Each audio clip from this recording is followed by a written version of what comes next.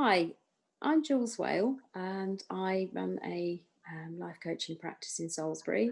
And today I'm going to be chatting to a friend and colleague of mine, Tracey Baum, who was a counsellor, um, trained counsellors, and is now a coach, and specifically a career coach and mentor.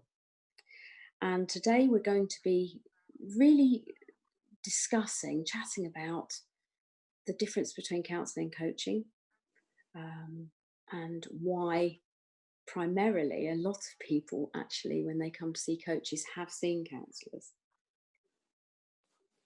So, Tracey, good afternoon. Good afternoon, Jules. Nice to be here. Nice to have you here. Could you just start by introducing yourself and just really talk a little bit about your counselling knowledge? Of course. Hi everybody. I'm Tracey Baum. I am now a life and business coach, predominantly, as Jules was saying, in the areas of performance and keeping people accountable and getting their lives where they want them to be. Really, whether that's business or work. Um, but years ago, having had to give up my nursing career due to a back injury, I had to go off and retrain. And the first thing that was in the line that I was working in was social work. And I found a degree course that was doing counselling and social work together. So I went to uni and studied counselling and social work, became a social worker, and was doing a lot of counselling of teenagers with all their various issues and problems, counselling parents of these said teenagers who were having various issues and problems with said teenagers, um, and did that for quite a few years. Thank you. And when you say counselling of the families counselling, how would you do that? Could you just really briefly outline what a counselling session would look like? What would that be like? So that's a really good question because again, it depends on the type of counsellor you have, on the type of therapy that they are particularly offering. But generally speaking, I think all counsellors tend to create safe and supportive areas and spaces for people to explore um, what's going on in their lives, what's been going on in their lives, the repeating patterns that might happen in their lives, and helping them to identify and solve problems. Okay.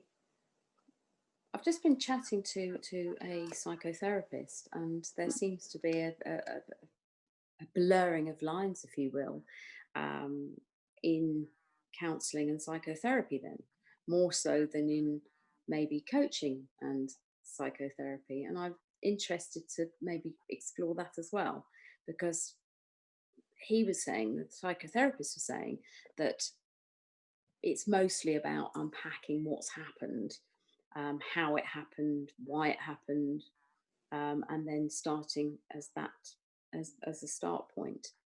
Whereas in coaching, our start point is today.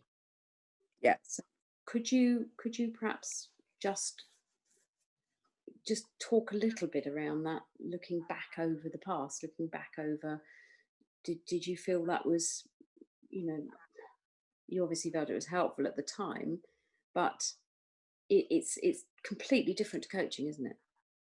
Absolutely. And I think whichever therapy you're in, whichever talking therapy you are qualified in or you work in, whether that's coaching, counselling, psychotherapy, CBT, there's blurring of lines all over the place. They all kind of have a foot in each other's camps.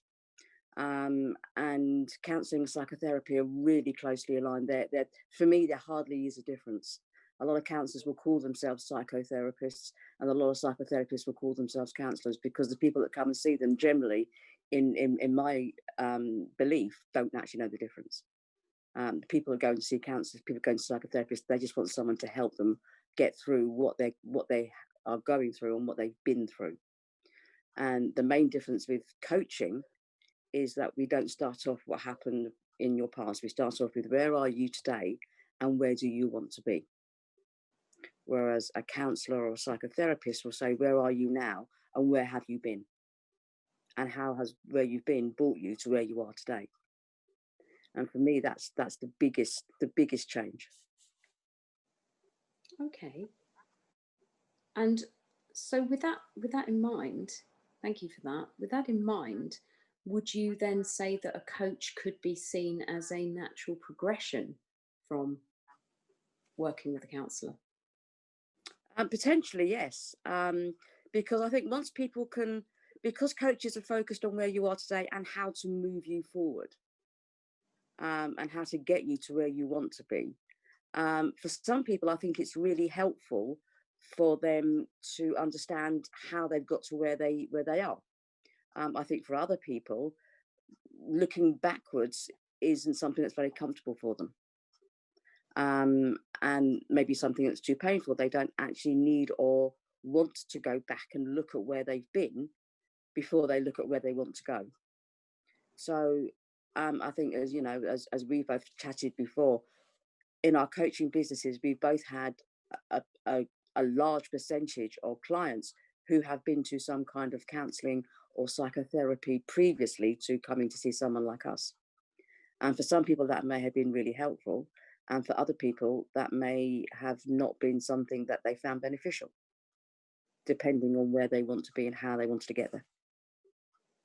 I think that's a really interesting point you've just made, because there is an assumption, isn't there, that when we go to see a counsellor, we are going to go backwards and we are going to explore what's happened and how it's happened and why it's happened. And we're going to, I think you likened it to picking a scab, when we chatted about it before, and you pick it and it bleeds and it bleeds, and then, okay, it's going to eventually stop bleeding.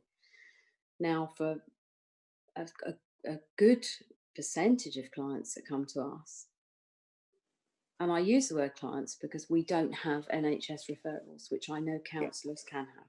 So Yes. we can have NHS counsellors as well as private counsellors. So I think that's an important thing to think about as well. So it's very likely, I think, that somebody would get referred to a counsellor, and having had a good degree of looking backwards, and exploring what happened and how it happened. From my experience, and I know that we've shared that sort of experience in conversation, that they then come to a coach with the words, "I've had enough of looking back. I can't do this anymore." Yeah. So there seems to be a bit of a question mark hanging over that as to whether there is a limited benefit to counselling, whether it's a passage through to coaching, or whether coaching could replace that. And what are your thoughts on that?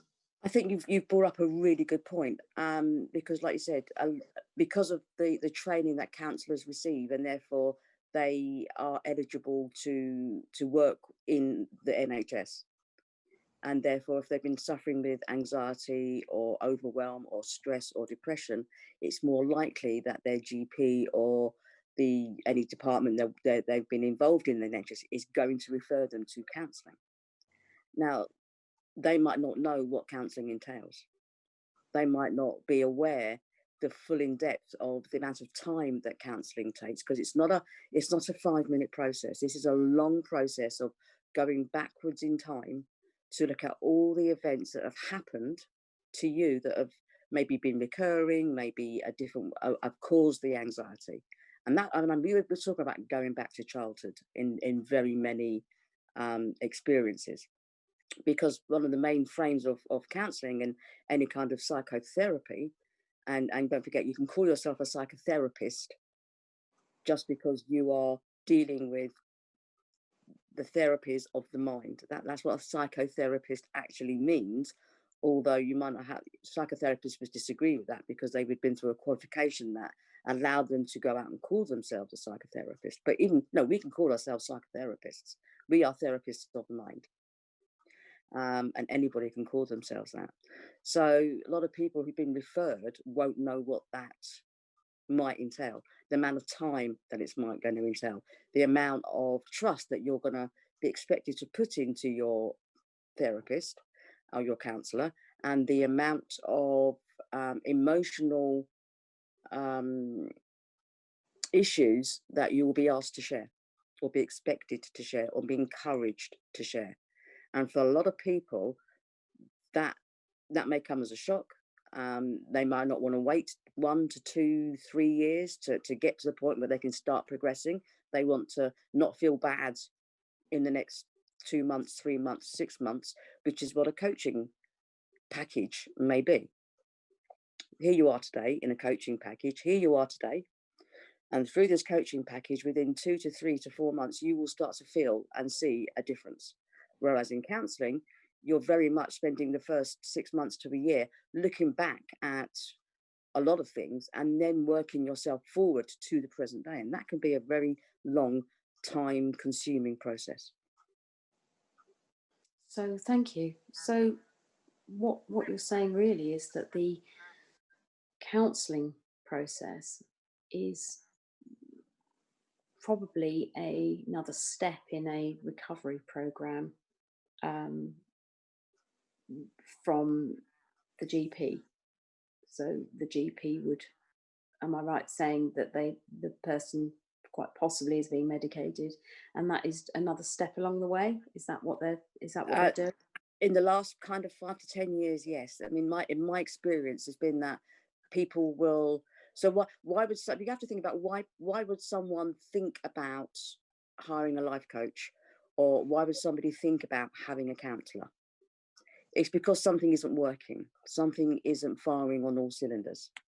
So their first course might not be. They might not even know that there are life coaches out there, because it's not a um, talking therapy that is approved by the NHS, and therefore GPs cannot refer to it. So they might not be aware of that at the outset. But the GP will be their first port of call. The GP might give them some antidepressants or medication that's going to help them feel better. And if their GP is any good, will also refer them for some counselling, so that they're not just relying on the medication, but they're starting to look at the issues that have caused their problem and help them to understand how to deal with that. So that's going to be usually their first entry into it for a lot of people. Are probably about 80–90% of people are going to get their first entry in through their GP. Okay. So the next question really is that, why do you think, in your experience, which is vast, and having been a counsellor and now a master coach, why do you think that so many clients that we have approach us have had counselling? And what I'm curious now about this. I'm not in any way sort of knocking counselling, but I'm very curious as to, there seems to be an end point at that doesn't seem to satisfy the client. I think it's, for me, and it's just my opinion, it is just my opinion, having had feet in both camps, is that counselling is more about how uncovering how people feel about things that have happened to them, whereas coaching is much more action orientated.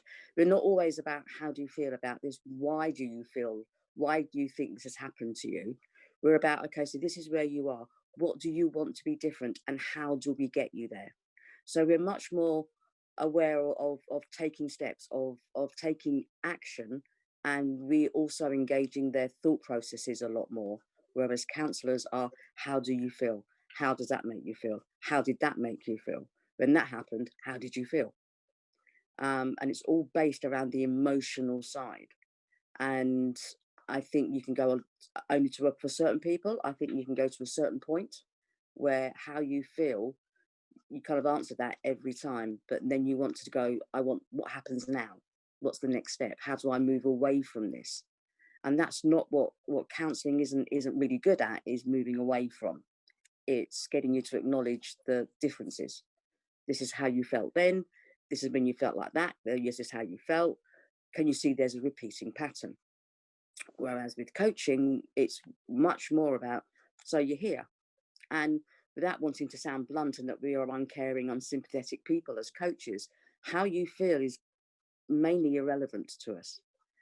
What's happening for you? What do you want to be happening for you? And how do I help you get there? And that's a really important point you just made there, Tracey, because if somebody comes to us with something they want to solve, a problem they want to solve, when they've had a lot of counselling, the first thing they invariably say is, I can't do that anymore. I've had enough of talking about it. And it, in my experience, seems to have overtaken the person. I've talked about it. I've talked about my mother's suicide. I've talked about my father's alcoholism. I can't do it anymore. And I'm curious then to really think about and ask your opinion on why then there isn't the sort of facility for counsellors to have something else bolted on that gives a future, gives a future goal. I mean, it's good for us that this happens, but I'm just curious to know that it seems to be 3/4 of the help that somebody might need at the time. There's that part that's left hanging. It's an interesting question, isn't it? And I think if you start with the concept, coaches, I mean, counsellors start at where you are and look at what's got you there. So they go backwards. Coaches look at where you are and then look forward. Now, that's not to say that all coaches only ever look forward. Some coaches might want to have to know what's gone on before. And there are some counsellors that want to know, okay, so once you've recognised that this is how you tend to be, and this is what triggers maybe that feeling of not being good enough or not being worthy, now you've understood where that comes from. I mean, we've talked about it and you understand your own responsibility in this. How do you think that's going to benefit you going forward? But it's still based on the emotion. Understanding how you feel and how you feel, what reactions when you're feeling X, Y, or Z, how that's going to motivate you going forward. Whereas coaches, again, we're back to the action. And I think having seen and been through the experience, I haven't been through the experience myself, because when you're learning counselling, you have to undergo counselling. So you're also, you have your own counsellor who is counselling you while you are counselling other people, as well as supervision. It's a very highly regulated industry. And having coaching, which isn't regulated in any way, shape, or form. Once you've got your coaching qualification, you just go out there. You can call yourself anything. In fact, you can call yourself a coach without having any kind of qualification. You can just call yourself a coach and just say, "Oh, I've lived, therefore I have life experience. I can be a life coach. I've worked in business. I've set up a business. I can be a business coach." I used to work in HR. I was talking to people about recruitment and changing career. I'm a career coach. And you can legally call yourself, and charge people for the privilege of doing all of that without having any qualification under the sun. You can't go and call yourself a counsellor without the qualification. You can call yourself a psychotherapist. That's an interesting distinction. So if we're going to bring some benefit to people with this, because we have a hugely beneficial business we're in, is it not all about really educating people in who do you want to work with? I mean, is it a tabletop coach? Is it it's obviously a good idea to do your homework, and to look at the accreditation that your coach has. Absolutely.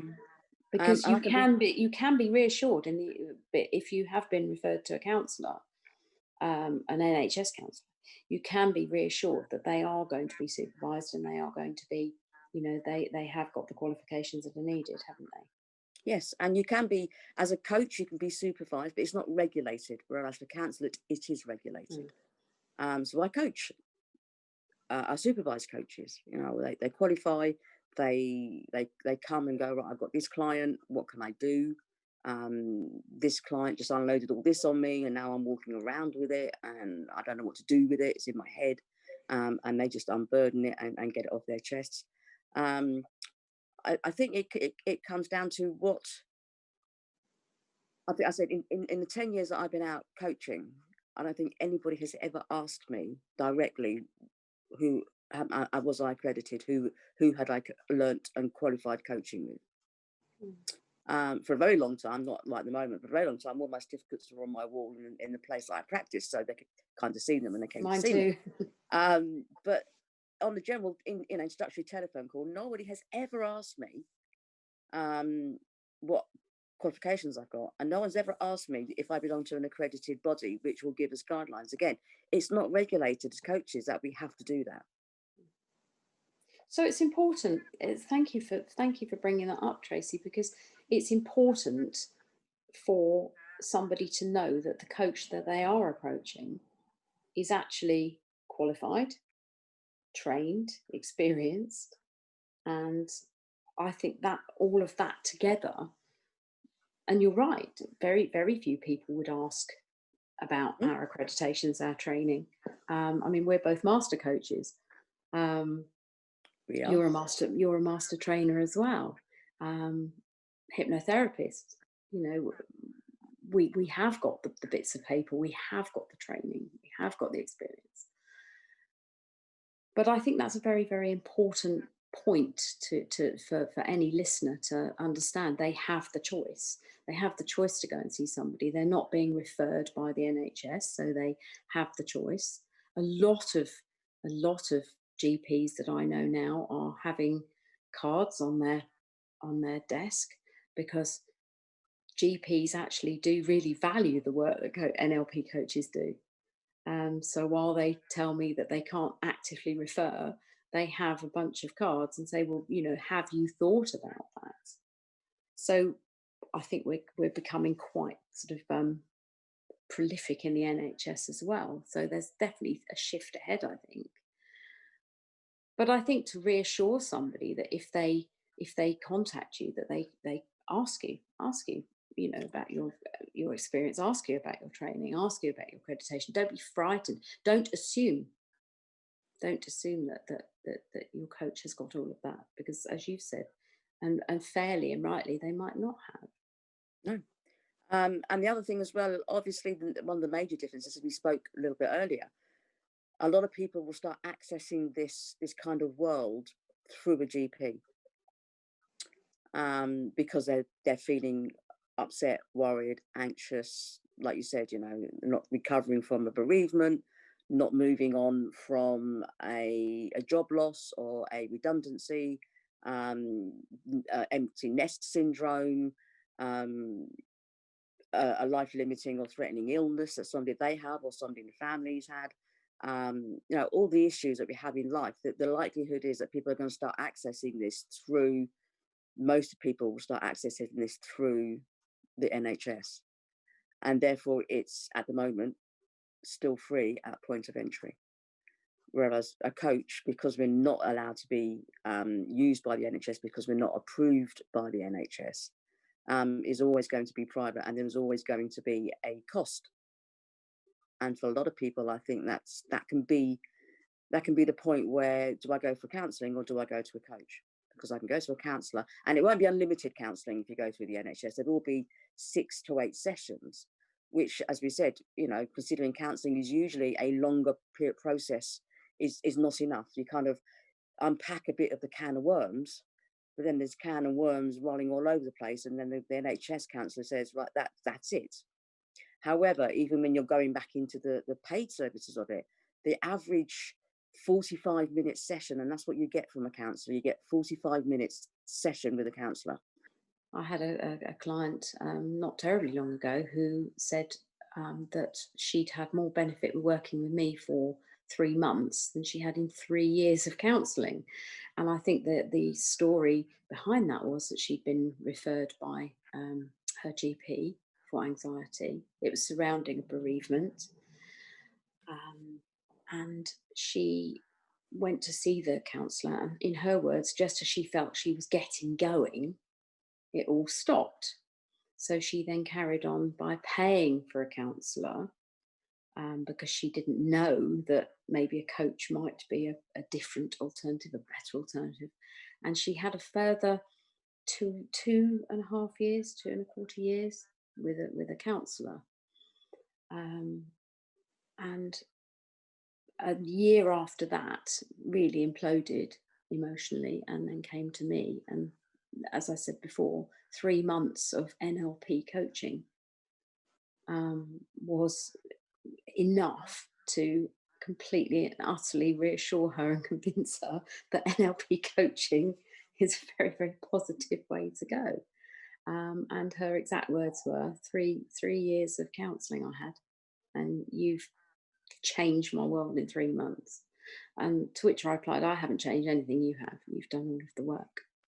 So I think that longevity of intervention, as you've said, it needs to be considered if somebody's thinking about going to see a Yeah. counsellor. It's not going to be a short burn. No. Whereas we know with NLP coaching, it's rapid. Absolutely. Sometimes in a day, which I'll I was talk going to about. say, if you do Another your one of your breakthrough days, it's literally you can change your life in a day. in a A day, long day, and it's a draining day, but you can change your life in a day. one day. So I think that the distinction that you've really helpfully made is that counselling is there primarily because it's a follow-on to medication, and I think the GP, that's probably sometimes the only place they can go. I think the other important thing to think about here, Tracy, is that sometimes the point of referral to a counsellor to the actual first appointment can be 9 months. Yeah, it can be. Uh, There is a neck, because obviously we are now living in a society where more and more people, and especially with what's been going on this year, more and more people are suffering mental health issues, not so much mental health illnesses, but mental health issues, and therefore harder to source a GP at the moment, because you can't hardly get in front of one. You can have a conversation with one, but up until so what was the stats about 2 or 3 years ago? I can't remember exactly where it was, but there's something like 76 million prescriptions for antidepressants had been written. And that's not the 76 million people were on them, but 76 million prescriptions for antidepressants had been written. I think it was in 2016, 2017. And I can't even imagine how much that has gone up over the last 2 3 years, and this year particularly, it must have absolutely soared. So the requirement for counselling and the intervention from counsellors has tripled, absolutely tripled, as well as dealing with their own with the mental health of the health people, because they're under so much pressure and strain, that, and with what's going on with coronavirus at the moment, that they need that help as well. So it's kind of like, where do you put a limited resource, and how long do people wait? So people are now starting to Google, I have anxiety or depression, or how do I get myself out of it? And instead of just getting now the entry through the GP, which is going to go automatically into a counsellor and maybe a waiting list, now they're starting to come up and say, have you thought of a life coach? Have you thought of a career coach? Have you thought of a, because whatever your ism or thing you're looking for, there's a coach that's going to look at that. Performance coaching, physical training coaching, health coaching, weight loss coaching, career coaching, confidence coaching, presenting coaching, you name it, there's a coach that will niche into that particular area. And I think people are looking more into what the internet can give them, rather than what was previously historically known as a, you go to your GP, you're not feeling wonderful about yourself, they give you some of the antidepressants or the SSRIs, and off you go, off to here's your like your voucher for your counselling sessions. So really, this is now enabling people to do more of their own research, their own signposting, isn't it? Their own taking responsibility for themselves. And I think that's a really important thing to think about, that if you're doing that, to know the difference between the two. So, do I want to look backwards? Do I want to keep talking about what happened? In some cases, maybe I do. In a lot of cases, I don't. So if that's the case, somebody would, obviously Google, life coach, help, anxiety, depression, whatever that is. And as you said, it's very likely now that they would be signposted towards a coach, which is a good thing for coaches. I Absolutely. think that the really, really important thing for me in this is to reassure anybody that there's nothing wrong with seeing a counsellor, there's nothing wrong with seeing a coach, but to understand what you're getting into when you do it. Absolutely. And, there is an awful lot of help out there from an awful lot of people for anyone who is suffering with any kind of mental health issue. And it's been said that without coronavirus, let's just take that out of the equation for a moment, there will be at least a minimum of four times in our lives as adults that we are going to experience a serious mental health issue, generally. So that might be the bereavement of a parent or a spouse. It might be when your children leave home. It might be being made redundant, being left, and going through a divorce or a relationship breakup. All of these things classify as major life events, excuse me, that cause us mental health issues at that point. Add in the stress and strains of financial worries and coronavirus, and all of a sudden we've kind of gone to a whole different level of anxiety and taken it to a whole new realm of now everyone's worrying about everybody's mental health. And it's with all the plethora of help that is out there, knowing and understanding what's the right one for you or for an individual is really important. So if you come back to the original question of what's the difference between a coach and a counsellor, if someone was Googling that, was looking into that, it's kind of, we know that a coach will look from today, look forward, a counsellor will look at today and look backwards and how you got there. A counsellor will, is there to support you and empathise with you, not so much sympathise with you, but empathise with you and really try and support you through what's happened. Whereas a coach is more likely to challenge your thinking. Why did you do that? What do you think would happen if you did something else? And counsellors very rarely are there to challenge. They really are let's unpick it. I'll hear you. I'll listen to what you were saying. But a coach might sit there, especially an NLP coach. We will challenge people. What would happen if you didn't do that?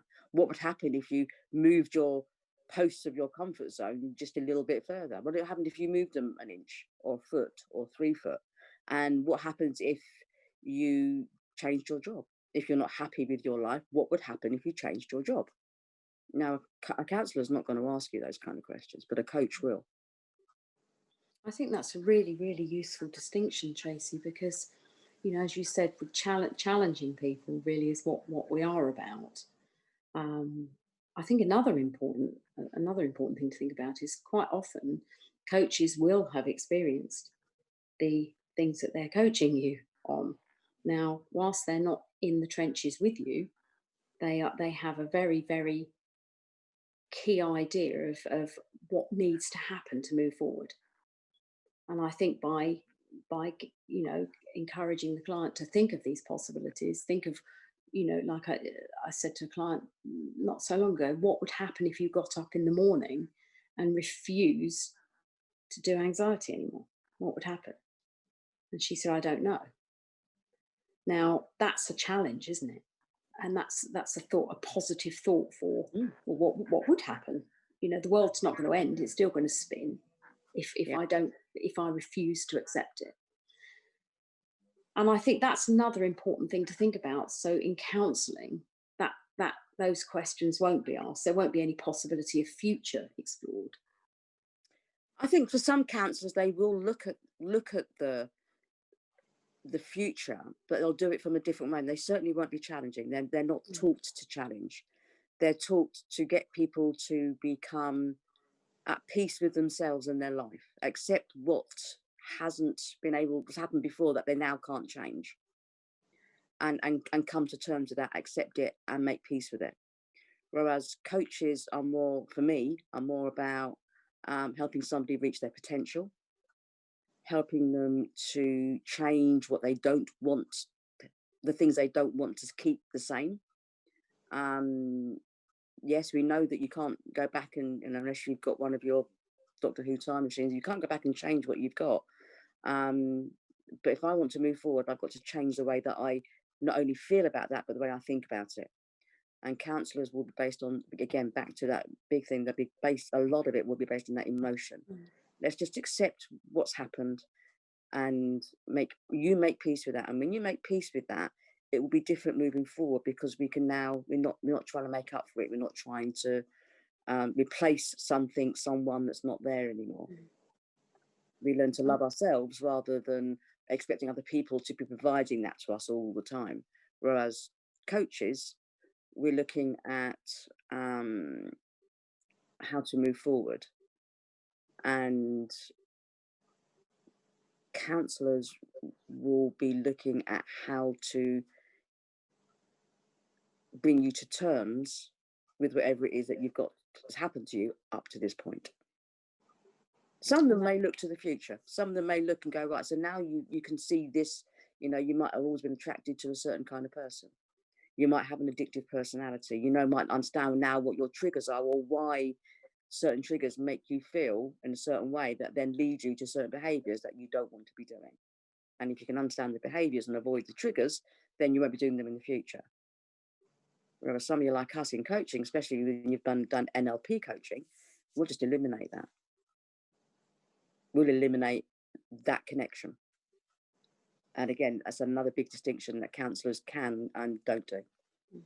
I think thank you for that. And I think another, as you were talking, I was just thinking over a huge part of coaching. A huge part of coaching is about taking personal responsibility. And I think that's where a lot of times people, when they have been in a counselling environment, they have been in a therapeutic environment with lots of people stepping in to help them, they quite often can come to us as coaches and say, well, what are you going to do for me? What are you going to do to me? And very, very quickly, we establish that relationship that actually you're in charge of your mind and I'm in charge of mine. And giving that person, sometimes that is the first time a coaching client will have accepted, understood, and taken responsibility for themselves. Whatever's happened. So let's move on from that. And I think it's all about possibilities. It's all about future thinking. It's all about positivity, isn't it? Coaching. I think your comments around I think that's really important. Your comments around why it's happened, how it's happened, and just to be at peace with it. Even as you're saying it, for me as a coach, I'm thinking, I don't want to manage it and be at peace with it. I don't want it to be there full stop. And I think that is a huge point of difference. I don't want it to be there. I want it to be gone. And I think that's the important distinction as well in coaching, that it will, in NLP coaching, it will be gone. It won't be hanging around and managed. And I've just had a client recently, and he said, well, I think I'm managing my anxiety okay at the moment. Well, by you saying you're managing it and talking about it, actually it's still there. I don't want it there. I don't want him to have it anymore. Let's be gone. Let's get rid of it. And I think that's another important point in NLP coaching. And I do stress NLP coaching because it's the coaching that we do. It's what we do, and it's what we're good at. And it has very, very powerful, rapid results. So I think the primary thing to think about is when you go into a counselling session, perhaps you're not taking responsibility for yourself. Somebody else is going to be doing something to you and getting you to think about something. But I think when you go into a coaching session, and it's all about the sort of pre-frame, if you will, of how that's going to be, but you're going to start taking control of what you want, how you're going to get there. Yes, it is about the potential of what you want to achieve. Our first question is, how do you want to be? How do you want to be different? Even in our initial conversations, our initial consultations with any prospective client is, where are you? What's going on for you? Okay, fine. So where do you want to be? And then between us, we'll make that contract of how we're going to get there. But immediately our first thought is, okay, so you're here. where's your end line, where's your finish line at the moment? And that We have might loads of be, little finish lines. We have but we have, loads of little, we have but loads of sub finish lines, don't we? they I don't mean, know that at the time, do they? no, no, but So they don't know that's that the there's going to be exciting. little wins or big Mm, wins all the way through the mm, process. But we start off with, we take you. I mean, it's kind of our USP. It's our unique selling point. Where are you now, and where do you want to be? And we'll get you there. mm, If we had to kind of encapsulate it in a sentence. mm. Yes, we're going to give you lots of wins in the way, and I'm going to take you back to your first day of practitioner training. You can remember that far back, all those 2-3 years ago now. Four. And you 4 years, was it 4 years? Wow, doesn't time fly? And I was standing at the front of the room, and you all trooped in, and we were introducing NLP, because like you said, we are both NLP coaches, and that's the only coaching we can kind of talk about, because that's the only coaching we're qualified in. And do you remember one of the first things I said about what NLP was? You're going to sit there and say, can't remember, Trace, got out of my head. I'll remind you. Remind me. So I reminded you and went, NLP is about your why. Yeah, It's rather, why. NLP is not about your why. Mm. We're about your how. It's about the how. It's not about the why. It's about the how, and it's about the when. When are we going And to be it's not doing that it? we're being rude to people or we are being uncaring or unnurturing. Obviously, we care about the people and the clients that come to see us, because we wouldn't be in this kind of role if we didn't. But a counsellor is never gonna care about the how. They're only ever going to care about the why. And I remember having a very heated discussion one day with a counsellor about the help that I was doing of seeing a relative of theirs. They wanted to thank me for the changes they'd seen in their relative, but still didn't believe that I've made those changes without knowing anything about their why. And I kept saying to her, with all due respect, I don't need to know their why. I just need to know their how, and then I change their how. And that's a huge distinction, Tracy, because quite often when we're working with clients, they don't want you to know what's happened, and I say I don't need to know. No, And they say, well, how can we work together if you don't need to know? Because at counselling, you're gonna spill your guts onto the counsellor's table, and you need to. That's part of that process. I don't need to know how you got to where you got to. You don't have to tell me that if you don't want to. no. And I And think that's a huge distinction, isn't it? That's a it's huge. absolutely massive. And again, pros and cons. For some people who've been through something traumatic in their world, going over and over that trauma and understanding why it happened, whether, because most people who have a trauma will at some point blame themselves for it. I caused that, even if they're a child who may have experienced some physical or sexual abuse, even as a child, they will see that they did something wrong that caused that to happen. Or they've been assaulted or attacked or emotionally neglected in some way. They'll take that as they've done something that's caused it. Especially if a child, for abandonment, a child parent may have left, and the parents may have split up, and they feel abandoned. I did something that made that parent leave. I was bad. I was doing all things, and we take it on ourselves as humans. There's a lot of responsibility, and for some people, unpacking that over a long period of time is really important. And there are probably the equal amount of people that never want to unpack it again. They never want to revisit it. They don't want to go through that experience at school when they were bullied. And again, I'm going to take you back to our practitioner course level, where one of the candidates in there, when we were looking at one of the techniques, who had been bullied, who didn't have to explain what had gone on for them in that experience, but managed to get that experience completely and totally resolved just by looking at it from a different perspective without me knowing anything about it. If you are needing to feel heard, and again, I think for a lot of people who've been through those experiences, being heard is really important.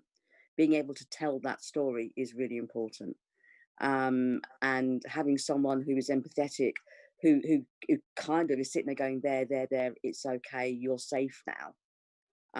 is really important and can be extremely beneficial to them. But there are, again, an awful lot of people who may have got to that point, done that speaking, had that whole cathartic process of, okay, I can talk about it now rationally rather than having a meltdown every time it comes into my awareness or I feel about it. And then what do I do? Where do I go next? And that's where somebody like us will come in. And I think that's one of the reasons why there is such a high rate of people who've had counselling and then come to coaches. Because where do you go next? Because we're not going to sit there. We're not going to sit there and go, there, it's okay. We're going to go, so where do you want to be, and why aren't you doing this? What's been stopping you doing this? What would happen if you did that instead of that? How do you feel about being in your comfort zone? Tell me how you do your anxiety. Let's just change it. How do you do sadness? How do you do loss? How do you do your trauma? Not why do you have your trauma? Tell me about your trauma. What do you want to do with it? And then we'll do that. I think that's a really, really, really important point, Tracey, because as we said before, people, when they come to a coach, that they might think, and they might be forgiven for thinking that they do have to really lay it all out there and really say what's happened and what hasn't happened. And a lot of people, when they contact me, say, well, I don't really feel comfortable talking about X, Y, Z. And I say, well, actually, you don't have to. I don't need to know. And that's a really reassuring point for a lot of people. Not everybody wants to unpack their wardrobe. No. So people don't want to wash their dirty. People don't want to always want to wash their dirty linen in public. So for those that do, and for those that do want that reassurance, for those that do want that sort of, as you say, looking back, that making sense of what happened, if you will, counselling does seem to be coming out slightly ahead in the field, I guess. But as you've said, there are such a huge number of people then go on to coaching and to have the benefit of coaching, that it does seem that there is a finite point with counselling, that coaching can pick up and take you on to achieve what you really want to achieve. I mean, as we said, looking at the conversation we've kind of been having, it would seem that there's a natural springboard as you might go and have some counselling for X amount of time, and then once you've come to terms and made peace with all of your previous up to this point time, now we kick in and go, right, we're going to move you now forward from here into the next month, year, 5 years, 10 years. And there would potentially be a seamless transition, although it wouldn't seem the same between some of the industries. There's not a huge love between counsellors and coaches. Having been in both camps, they don't support each other very well. But there's also a huge amount of